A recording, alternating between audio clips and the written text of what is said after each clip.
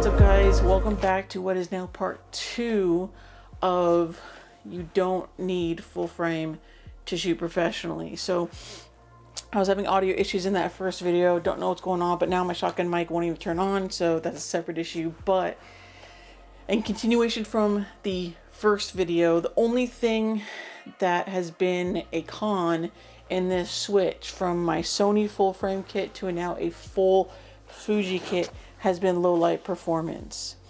And this is a con, but also turning into a pro. It's helped me grow as a photographer.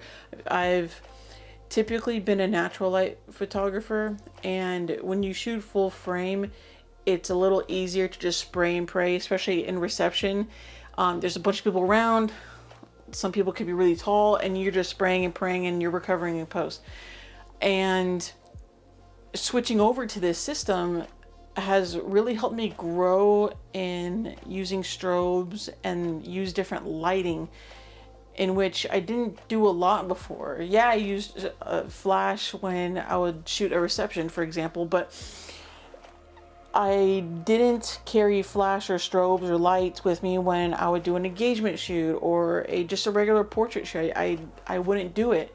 So now having experience with that type of lighting has really helped me grow as a photographer. So it's kind of a con that's turned into a pro, but a huge disclaimer: when you shoot past ISO 1000, the files, they just fall apart. And I hate to say it, but they get muddy and they're really noisy and they're just not good. It's pretty bad, and it's hard to recover in post. And I'm sure there's a lot of AI editors out there that could help. I'm not really a fan of it, but those files are really hard to recover in post. So that is strictly based on the physical size of the sensor. The larger the sensor, the more light comes in. So you're gonna really have a challenge shooting in low light with an APS-C size sensor. So invest in lights, invest in a strobe, and you will be just fine. So it's been working out great for me so far.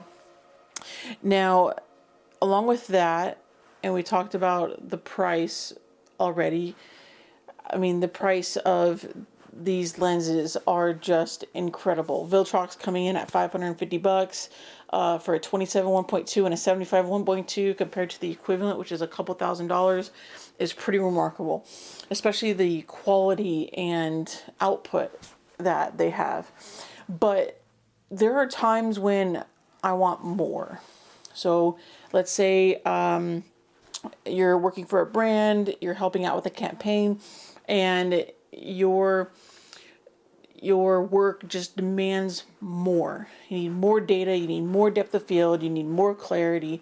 You just need more, because that's what the client is paying for. It might be in a magazine, it might be blown up on a huge print. There could be many different needs that the business or couple may have. And when I just need maximum output, that's when I got my fourth camera body. So I invested in the Fuji GFX 50S2. Now, there are multiple versions of the GFX lineup. They're pretty deep into the lineup now, but this is medium format. So the GFX lineup in Fuji is medium format, and it's pretty remarkable, the output of this camera.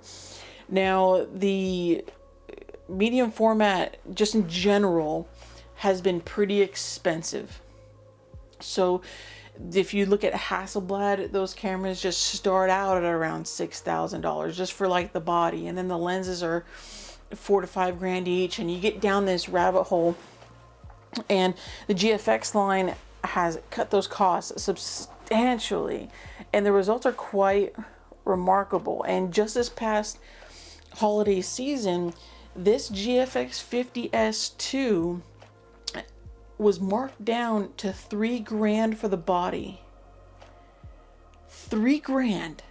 for the body. And then right now I have the 81.7 that is on here, and that was on sale too at 1,850. So for under $5,000, you have a medium format kit. Now, compared to full frame, you're going to get better autofocus with full frame, obviously, because of smaller sensor. You're going to get great autofocus performance with full frame. Now you have these AI features that Sony has coming out with Canon. You have dual pixel autofocus. You have all these different features. You have 8K RAW. This camera isn't going to do any of those things. This autofocus is slow. This lens does not even have a linear motor in it. It is loud, it is slow, but this camera was purchased for one purpose and one purpose only, and that was to create the maximum output of portraits that I could get. Now, the GFX 100S is twice the camera of this.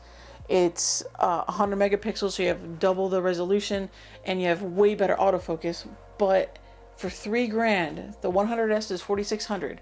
For $3,000, you're talking about a body that is the same price as the Sony A7R, the Sony A7R IV. This camera right here will beat the output on any full frame camera on the market. And I'm just talking about output. Yes, the autofocus lags. Yes, the lens is slow focusing, has DC motors in it. Yes, this only shoots 1080p, but why are you shooting medium format film video anyway? This comes in so great to my kit. It blends in wonderfully. It uses the same battery as my XS20 and my XT5s, which is a huge bonus. It uses the same SD cards as well. So this is going to give me the best output, plus it goes well in my system, and that is why I have the GFX 50S2. And it's for static subjects that I can take my time, where focusing isn't an issue. I could take my time with that. I could really get involved in composing my image and work slowly. I like to work slow. So doing all of that to get the best output is worth it to me. It's worth spending less than $5,000 on this kit than, let's say, getting a Canon R5 with 85 1.2. That's going to run you upwards of $6,000. So if you're looking for a camera that just gives you the best output possible for the money, the GFX 50S2 is what I've been looking at. So thank you so much, guys, for watching. This has been longer than it needs to be, but thank you so much for watching, and you don't need full frame in 2024. Like and subscribe, and I'll talk to you guys in the next one.